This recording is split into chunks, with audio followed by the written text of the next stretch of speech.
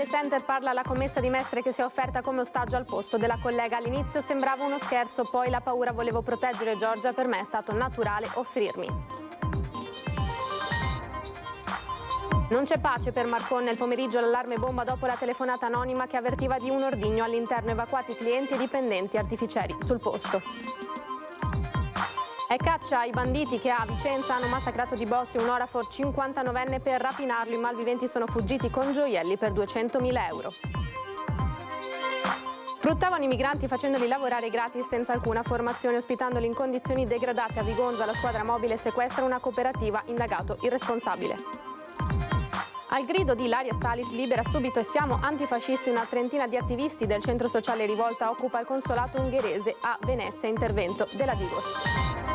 Giustizia più lenta della tecnologia dei criminali. Ministro Nordio all'inaugurazione dell'anno accademico a Padova. È una sfida per la quale dobbiamo farci trovare preparati.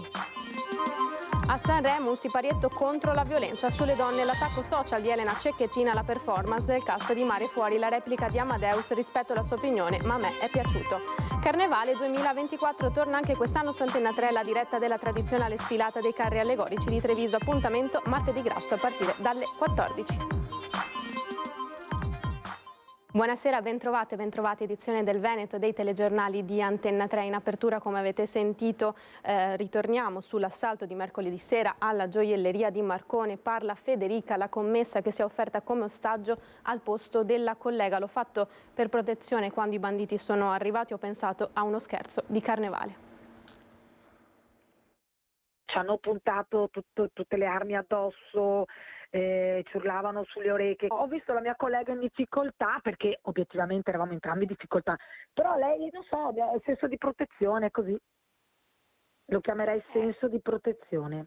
Ha visto la fragilità e il terrore della sua collega e amica Giorgia, più giovane di lei, e non ha esitato a offrirsi al posto suo per proteggerla, come farebbe una mamma o una sorella.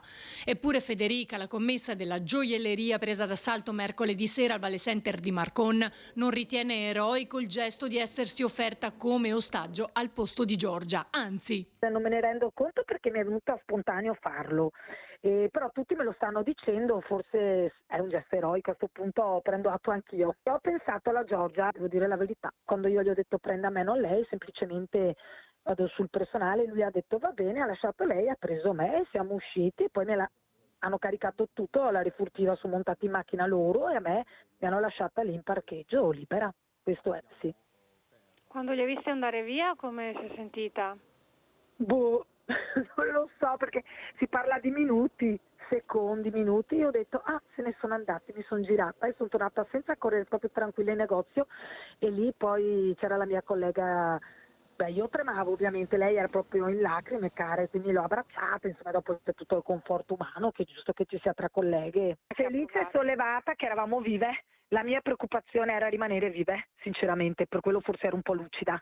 Anche se tremavo e avevo l'ansia, il tachicardia, però ho detto qua bisogna, tante persone ci amano, dobbiamo rimanere qui per noi e per loro. Federica evidenzia come anche Giorgia abbia mantenuto sangue freddo mentre il bandito, mancino, la teneva bloccata col Kalashnikov in attesa che gli altri uscissero con la refurtiva. Quando lei era come ostaggio in corridoio, lei era ferma e lucida, anche lei bravissima.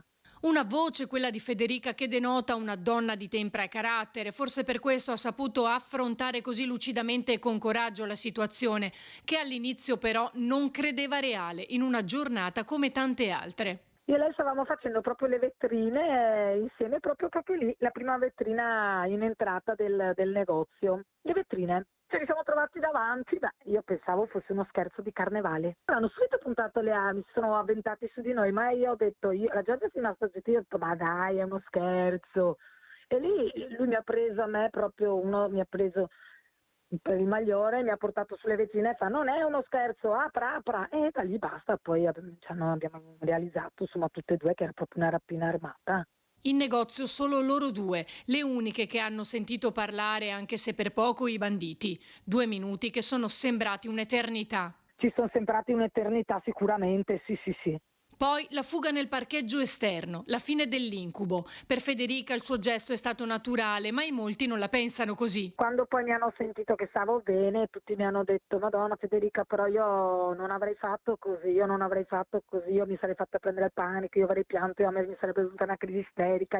Cioè ognuno mi dice la sua versione secondo loro, però in realtà finché non vivi l'accaduto, io dico no, guardi che forse anche voi vi sareste comportati così. E tanti mi dicono assolutamente no. E sull'assalto al Vale Center le parole oggi del sottosegretario al Ministero della Giustizia Andrea Ostellari. Certamente spaventa, ma noi stiamo affrontando come governo e come Ministero con una serie di iniziative che sono quelle ad esempio che abbiamo portato a termine con i vari decreti fino ad oggi, ma che sono quelli che abbiamo previsto nel disegno di legge sulla sicurezza che a breve entrerà a far parte dell'esame soprattutto alla Camera. Da lì partiremo con ovviamente ancora più impegno. Certo che ci vuole un lavoro di squadra, quindi anche l'atto Ministero dell'Interno che ovviamente ci sta dando supporto. Abbiamo bisogno di maggiore attenzione, cosa che ovviamente questo governo sta dando rispetto al passato. Noi restiamo a Marcon, dove non c'è pace per l'area commerciale dopo la rapina a mano armata dell'altra sera alla gioielleria all'interno del Vale Center. Ora ad essere presa di mira è la vicina SME. Erano le 15:32 quando il direttore del negozio ha ricevuto una telefonata che avvisava che era stata posizionata una bomba all'interno della struttura. L'intero edificio è stato evacuato, clienti e dipendenti sono stati allontanati e l'area è stata transennata. Sul posto i carabinieri e gli artificieri. Fortunatamente è risultato un falso allarme. Invece è caccia ai banditi che hanno massacrato di botte un orafo per rapinarlo. L'aggressione è avvenuta in via Bedina a Vicenza, poi la banda è fuggita con gioielli per 200.000 euro. E caccia ai banditi. I carabinieri cercano i 3 rapinatori che hanno picchiato a sangue Stefano Melison, 59 anni, contitolare della Oro 5 di via Bedina, Vicenza. Secondo una prima ricostruzione l'agguato sarebbe stato improvviso. I malviventi appostati davanti al laboratorio avrebbero aspettato il momento buono per colpire. Da quanto risulta, quando la vittima ha parcheggiato l'auto davanti all'azienda e ha aperto il portabagagli, i 3 banditi coi volti coperti lo hanno aggredito alle spalle. L'orafo ha tentato una reazione, ma i malviventi a quel punto hanno sparato con una scacciacani e lo hanno colpito alla testa col calcio di una pistola più e più volte. Picchiato a sangue, l'orafo è rimasto tramortito a terra, mentre i banditi sono fuggiti con alcune valigie piene di gioielli per un valore che si aggirerebbe sui 200.000 euro. La vittima perdeva sangue copiosamente, soccorso dai residenti, è stato portato in ospedale al San Bortolo. I carabinieri stanno indagando, la caccia ai banditi oggi è ancora aperta, intanto nel quartiere la gente ha paura. Ovvio che c'è paura, anche perché io ho un cane e la sera ho paura a portarlo fuori. Eppure le dico passano carabinieri, polizia, è molto controllato, ma una volta che è controllato, chi sta attento a questi mezzi che passano, già è passato, aspetta che adesso io agisco. Sfruttavano i migranti facendoli lavorare gratis senza alcuna formazione e ospitandoli in condizioni degradate a Vigonza. La squadra mobile sequestra una cooperativa, indagato il responsabile. Erano stati affidati a una cooperativa come richiedenti asilo, erano finiti a lavorare gratis in attività di assemblaggio ed etichettatura anche con l'uso di una pressa, dopo aver sottoscritto un patto di lavoro volontario in un'altra società cooperativa senza alcuna formazione sotto continuo ricatto. È quanto è emerso dall'indagine condotta dalla squadra mobile di Padova con il personale dell'Ispettorato del Lavoro che ha sottoposto a sequestro preventivo finalizzato alla confisca la sede di Solidalia, società cooperativa con sede a Vigonza che dispone di una sede operativa a Pianiga e di un'unità locale nel carcere di Rovigo. Indagato per violazione di norme in materia di immigrazione, caporalato ed estorsione, un 48enne padovano fino a dicembre presidente della cooperativa.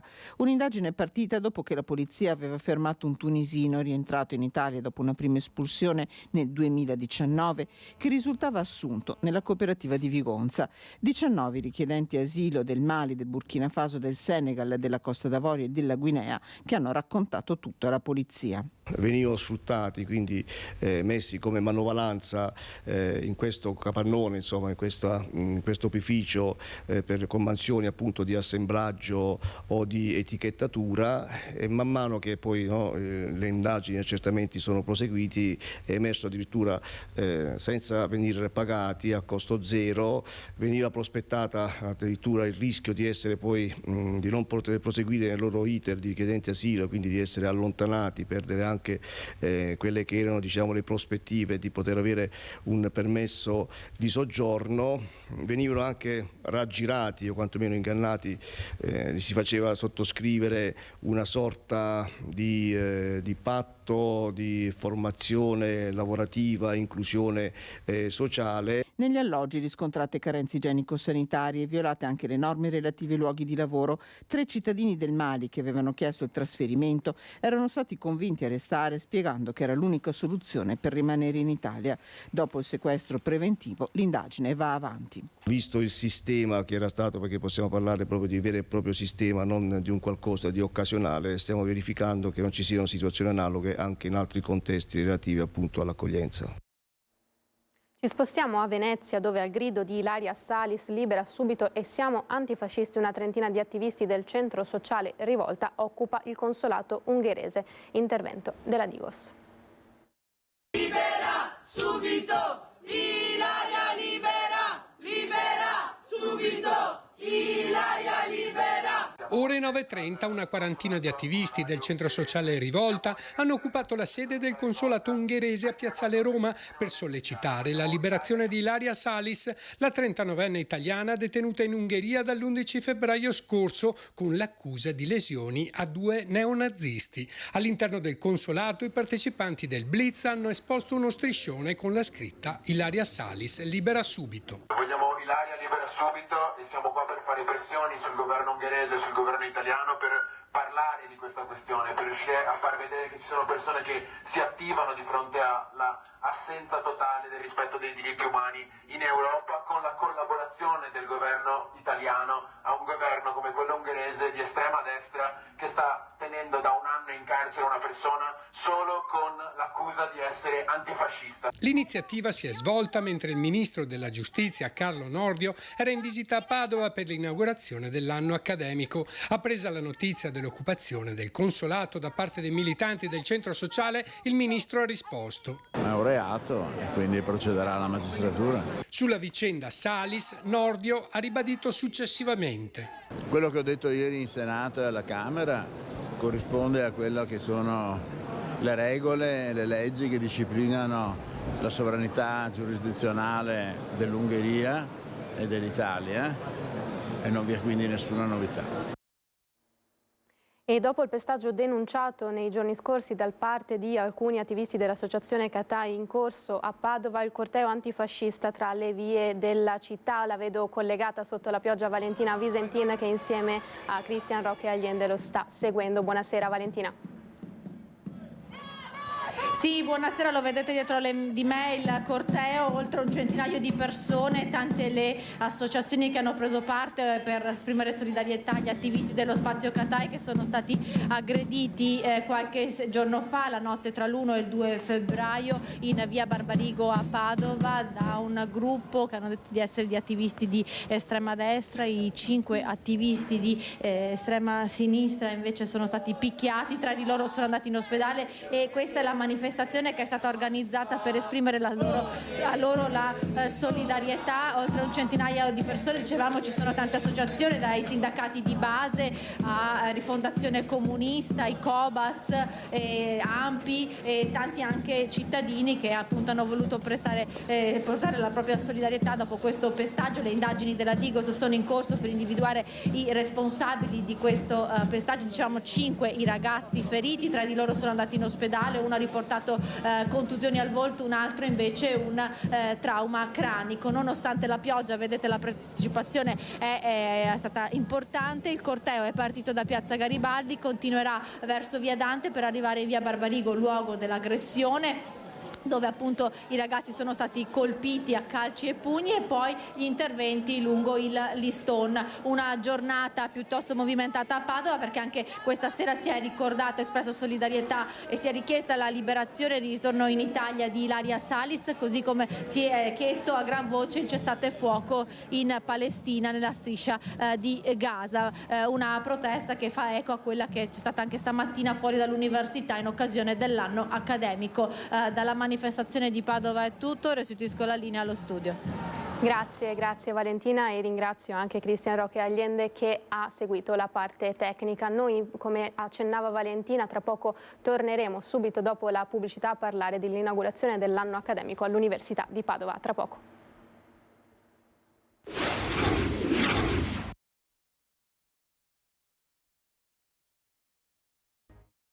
Rieccoci in studio, edizione regionale dei telegiornali di Antenna 3, lo dicevamo poco prima, l'inaugurazione oggi dell'anno accademico all'Università di Padova, presente anche il Ministro della Giustizia Carlo Nordio.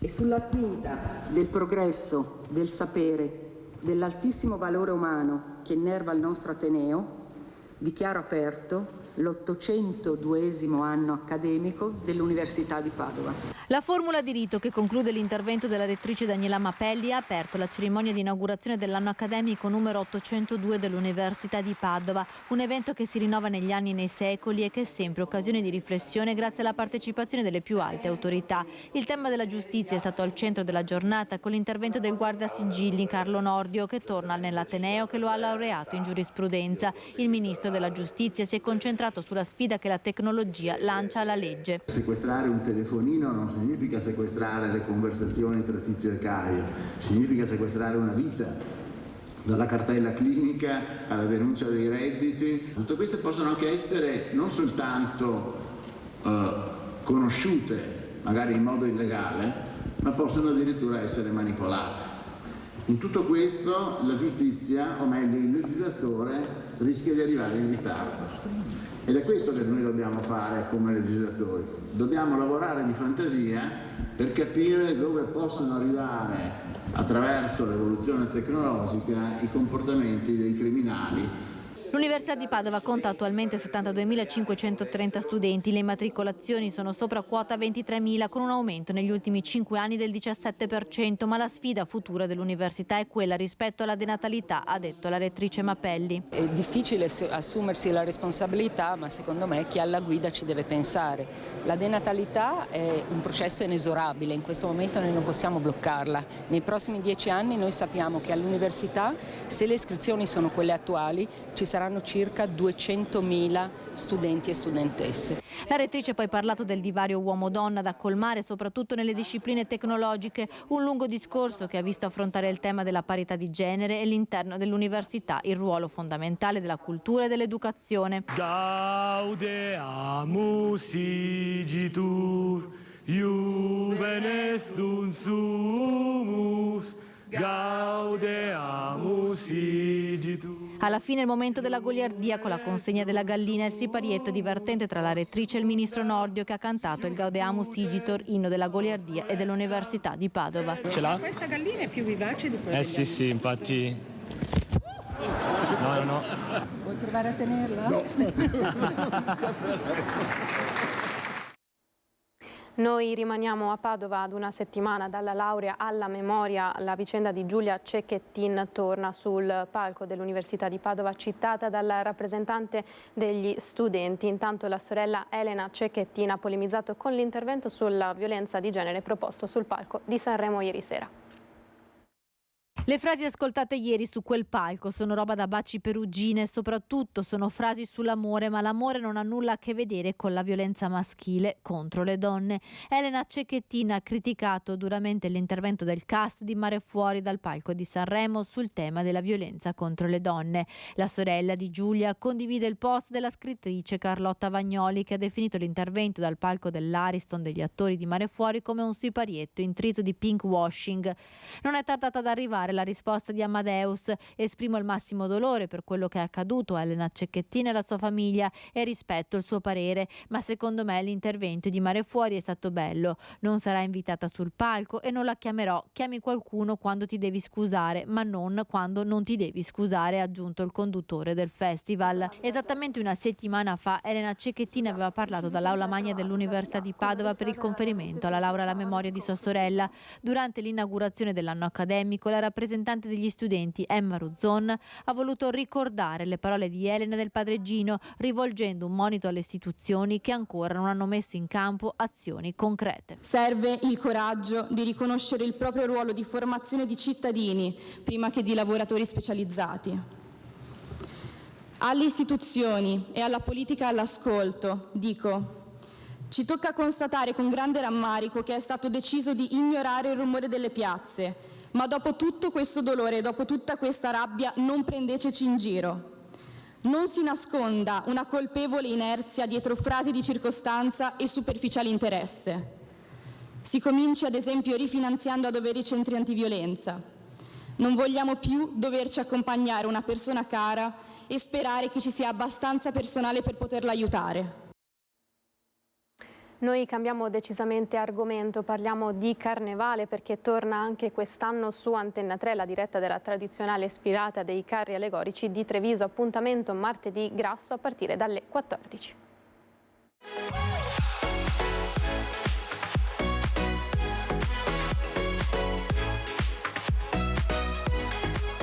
Le maschere, i coriandoli, la sfilata dei carri allegorici. Anche quest'anno la grande festa del martedì grasso a Treviso torna su Antenna 3 con la diretta della sfilata in onda dalle 14. Il tradizionale, colorato, allegro e rumoroso corteo torna ad attraversare la città e le vie del centro saranno inondate dalla folla festante di grandi e piccini. Ed anche quest'anno le telecamere di Antenna 3 saranno lì per farvi vivere da casa le emozioni della festa più colorata e pazza dell'anno. La lunga diretta seguirà la partenza dei carri da Piazzale Burchiellati con il corteo che si snoderà lungo il tracciato dentro le mura cittadine con passaggio in Borgo Cavour ed arrivo in Piazza Duomo dove è allestito il palco e dove vi sarà la proclamazione e la premiazione del carro più bello.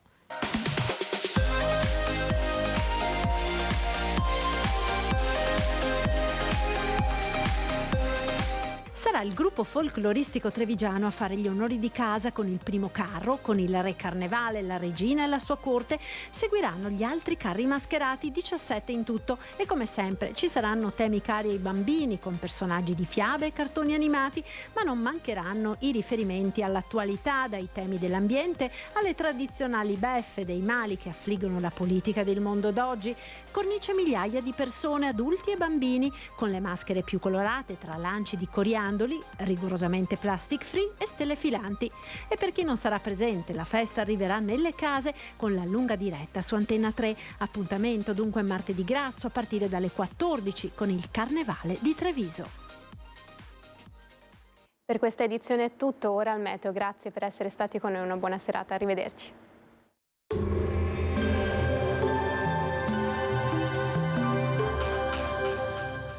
Cooperativa Agricola Volpago offre carni fresche e selezionate di prima qualità, senza uso di antibiotici, direttamente dagli allevamenti locali dei nostri soci allevatori. Bentrovati al meteo. La prima perturbazione di febbraio porta un diffuso maltempo, weekend di carnevale dunque con la pioggia. Vediamo il dettaglio di sabato. Sul Veneto cielo molto nuvoloso o coperto, precipitazioni sparse al mattino, a seguire via via più diffuse con intensità da debole a localmente moderata. Temperature in aumento, minime tra 7 e 9 gradi, massime tra 9 e 12 all'incirca. Spostiamoci ora sul Friuli Venezia Giulia. Anche qui il cielo risulterà coperto con piogge piuttosto diffuse, in genere abbondanti e intense. Temperature minime tra 8 e 9 gradi, massime sugli 11-12 gradi. Infine diamo uno sguardo alla situazione del Trentino Alto Adige. Molto nuvoloso con precipitazioni diffuse e anche forti, dunque poche novità. Temperature minime tra 6 e 7 gradi, massime sui 10 all'incirca. Dal meteo di Antenna 3 per ora è tutto, grazie per l'attenzione, arrivederci.